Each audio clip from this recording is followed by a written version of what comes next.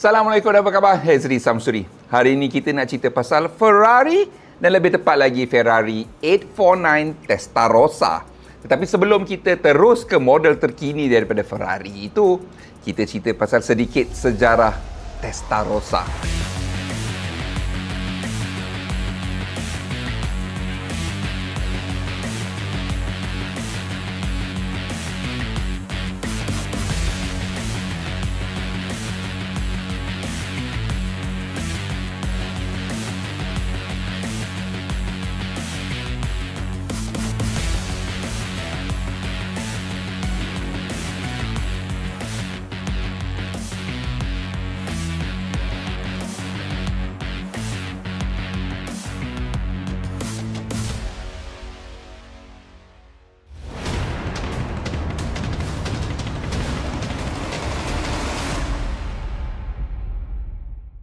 Dalam tahun 1957, ada satu pasukan mekanik perlumbaan daripada tim Ferrari sendiri yang sedang menghasilkan kenderaan untuk berlumba.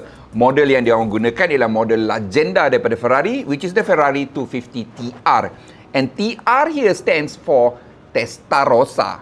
Bukan Terra Rossa. Itu rock kapak zaman 90-an yang famous dengan lagu Bunga Angkasa. Bukan. Yang ini Testarossa. Bermakna dalam bahasa Itali, red head, kepala merah ataupun red top. Ya. So, sekumpulan mekanik itu, dia menghasilkan enjin yang power, dan untuk bezakan enjin perlumbaan mereka dengan enjin biasa, cam cover ataupun penutup aci sesondol itu, mereka cat warna merah. Maka wujudlah Testarossa, red top.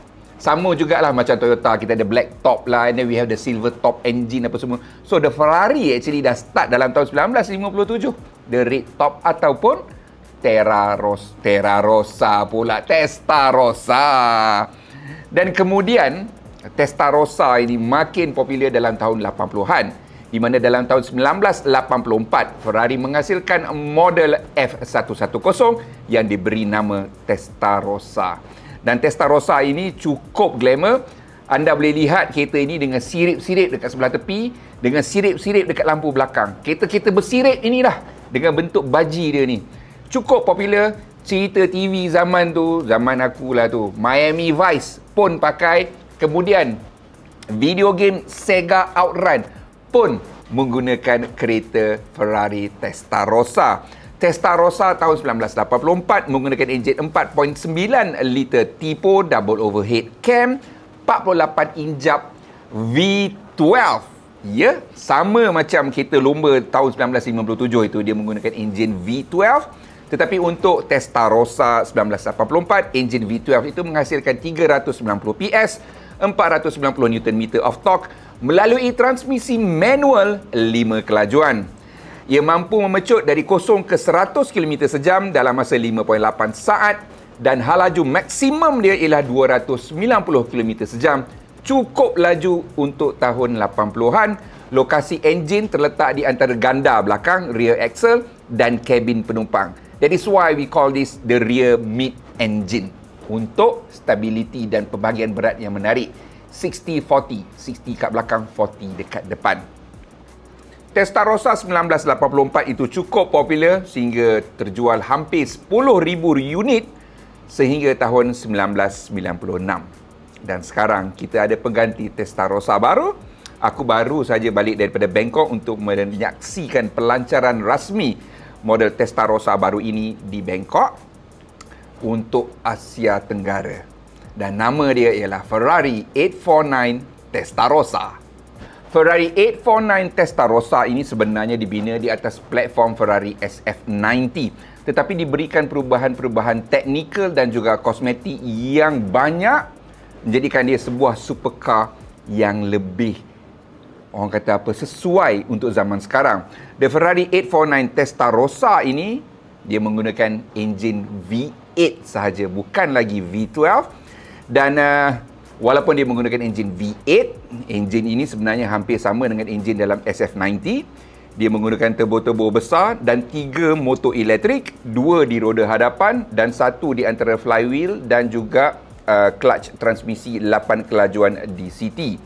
Enjin itu walaupun sama seperti SF90 tetapi ia menerima rekaan blok dan silinder yang berbeza, dan paling penting sekali, Ferrari menggunakan turbo paling besar dalam sejarah Ferrari di dalam model 849 Testarossa. Ferrari tidak mahu menggunakan e-turbo ataupun turbo elektrik seperti yang digunakan oleh Porsche kerana mereka percaya karakter Testarossa 849 ini lebih sesuai dengan turbo mechanical, cuma dia menggunakan turbo yang bersaiz besar. So kita pun boleh tahulah hamburan tenaga yang akan dihasilkan oleh 849 Testarossa ini memang cukup ganas dan agresif, sebab according to Ferrari, this is a driver's car. Dia bukannya GT, dia bukannya itu ini, it's a driver's car. Maknanya prestasi menjadi fokus utama untuk model ini. 3 motor elektrik yang ada pada 849 Testarossa ini menerima tenaga daripada bateri lithium ion bersaiz 7.45 kWh dan menghasilkan cuma 217 HP. Ya, elektrik motor tu power dia tak banyak, 217 HP. Sebabnya ialah motor-motor elektrik ini digunakan hanya untuk roda hadapan, untuk menggerakkan dia dan juga untuk mewujudkan fungsi torque vectoring supaya kereta ini tidak ada understeer. Ia juga mampu bergerak menggunakan tenaga elektrik sahaja sejauh 25 km. Hence why this is a hybrid.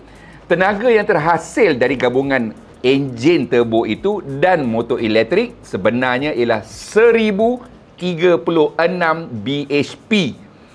Lebih tinggi daripada SF90. 0 to 100 can be done in 2.2 seconds. 0 to 200 can be done in 6.3 seconds.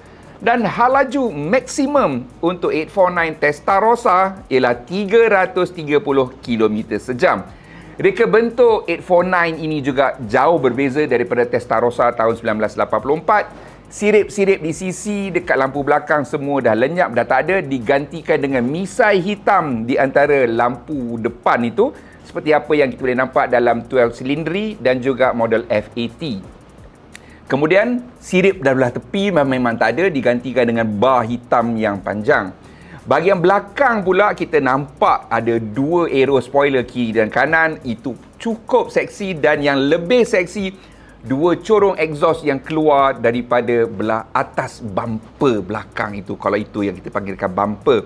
Bercerita tentang spoiler dan juga aerodynamic 849 Testarossa ini, ia mampu menghasilkan downforce setinggi 415 kg pada kelajuan 250 km sejam, lebih tinggi daripada SF90. Ini bermakna bila engkau bawa 250 km sejam, downforce, tekanan angin ke bawah untuk memastikan kereta ini melekat ialah sekuat 415 kg.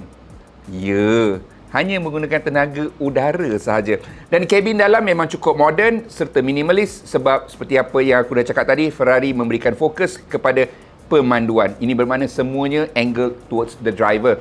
It is very minimalistic sebelah dalam itu, tetapi cantik. Yang paling aku suka ialah transmisi automatik 8 kelajuan DCT itu, sebab bentuk dia tu ialah seperti gear gate manual Ferrari zaman dulu.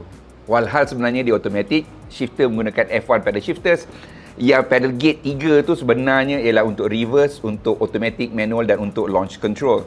Dan untuk model 849 Testarossa ini, nama dia sendiri ada maksud dia. 849, 8 bermaksud dia V8. 49 itu sebenarnya singkatan daripada 499cc, angka yang digenapkan untuk setiap saiz silinder. So 499 kali 8 dapatlah enjin dia 4000cc. Model Ferrari 849 Testarossa ini juga menerima software-software yang terkini dan terbaru. Contohnya, software untuk sistem transmisi dia lebih agresif daripada SF90, dan yang paling penting sekali, dia ada menggunakan aplikasi 5, iaitu Ferrari Integrated Vehicle Estimator, yang juga ada dalam model F80. Apa yang fungsi 5 ini, software 5 ini buat ialah dia boleh baca pergerakan kereta, jalan raya dan cara pemanduan supaya dia boleh agak apa pemandu tu nak buat selepas ini.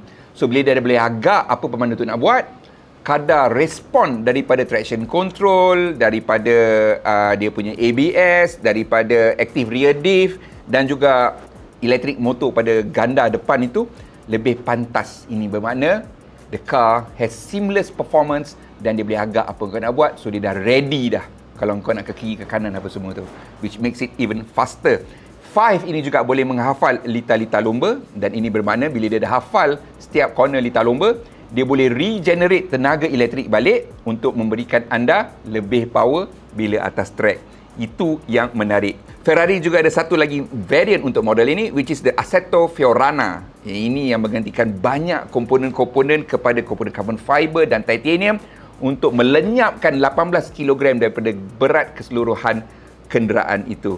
So, Italauto, iaitu pengimport dan pengedar Ferrari di Malaysia ini masih belum lagi mengumumkan harga 849 Testarossa ini. Dan kena ingat, status bebas cukai di Langkawi kini hanya terbatas untuk kenderaan pada taraf RM300,000 ke bawah sahaja. Sebab tu aku tak jadi nak order lah. Sebab tak ada insentif ni.